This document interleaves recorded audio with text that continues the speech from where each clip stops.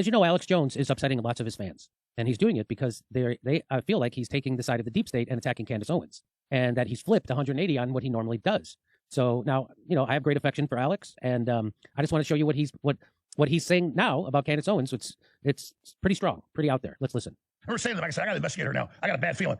I didn't have a bad feeling. God gave me a good brain. I already do. I dropped the ball. I apologize. She's a globalist agent. I dropped the ball and I failed you, and I'm sorry. I got to follow my gut every time. It's never wrong. And I saw so much more she did. And I love her people threatening me and all their doxing of people and all that. You think that's going to make me go away? All you did was wake me up like a nuclear test site waking up Godzilla. So just get your asses ready. Because you want a war? I want your war. I want it all. I want the doxing. I want the lies. I want the attacks. I'm going to take you on. Because you work for the deep state and the Democratic Party of the CIA and MI6, and I see your ass. So you just get ready. Because you work for the deep state and the Democratic Party of the CIA and MI6, and I see your ass. So you just get ready. This ain't my first rodeo. Wow. He says that she's a WF globalist working for the deep state. And now he has to investigate her. Wow. Well, here's what people say when he says stuff like that online. Just retire. You're pathetic. Embarrassing. Dude has officially lost it.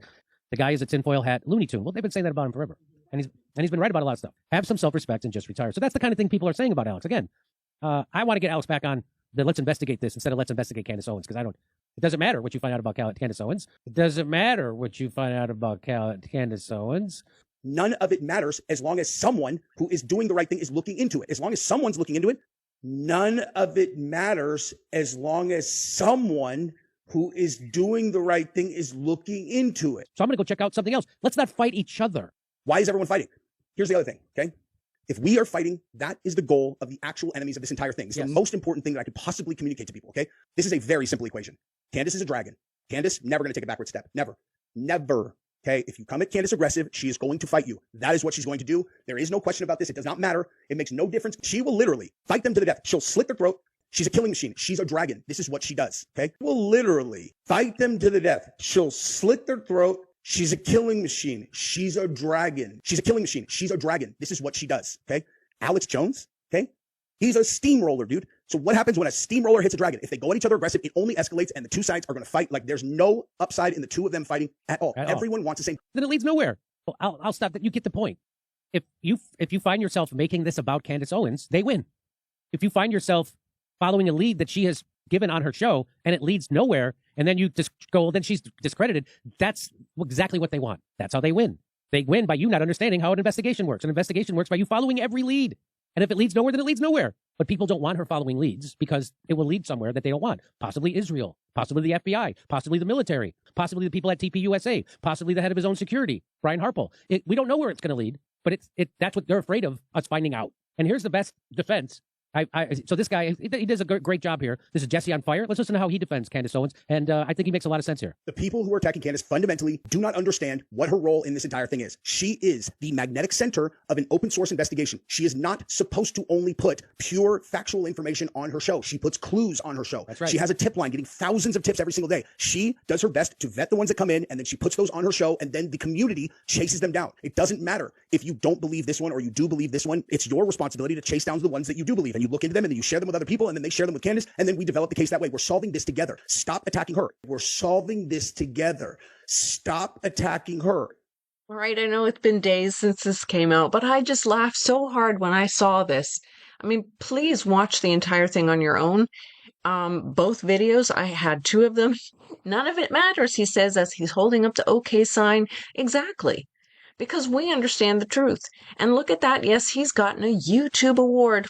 That should be clue number one for anyone. He's got a large following, right? Watch his hand signs. You always watch, you listen, and pay attention, because they show their hand signs at specific moments and certain things they say. And let's not get into the fact of who all they are. Jimmy, this guy, Jesse, Alex, David Harris, Benny, Candace Owens, Shapiro, Joe Rogan. We know they're all controlled, right? All of them.